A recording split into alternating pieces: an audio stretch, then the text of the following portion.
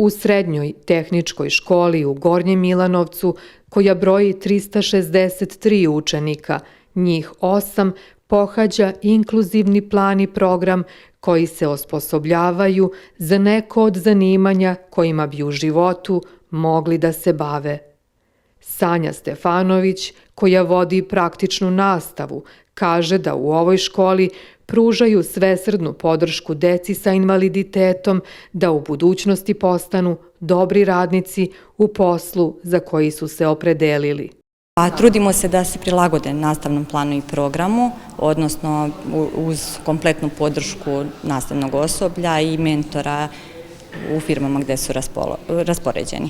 S obzirom da sam ja jedan od predmetnih nastavnika tehničara štampe i imam dete po IOP-u, nekako mi se malo i emotivno tako vežemo za tu decu i onda se trudimo da im što više i olakšamo i pomognemo i ako dokazuju naravno i dnevnici prakse koje vode.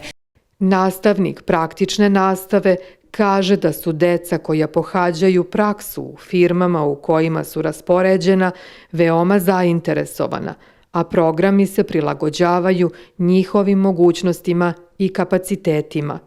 Uključujemo ih u apsolutno sve poslove i radne zadatke i naravno da će biti sutra više nego spremni da obavljaju samostalno posao u nekoj od firmi gde budu bili zaposleni.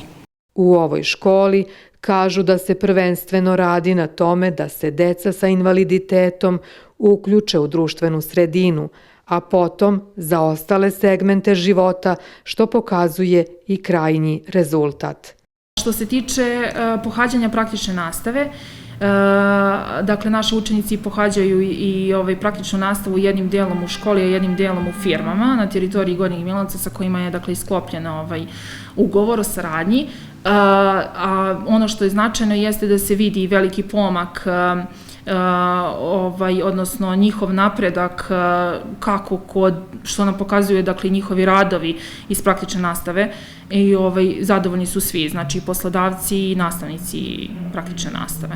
Ova srednja škola je primer dobre prakse jer ima za cilj osposobljavanje za rad dece sa invaliditetom i pruža im mogućnost da u budućnosti budu samostalni i ravnopravni članovi društvene zajednice.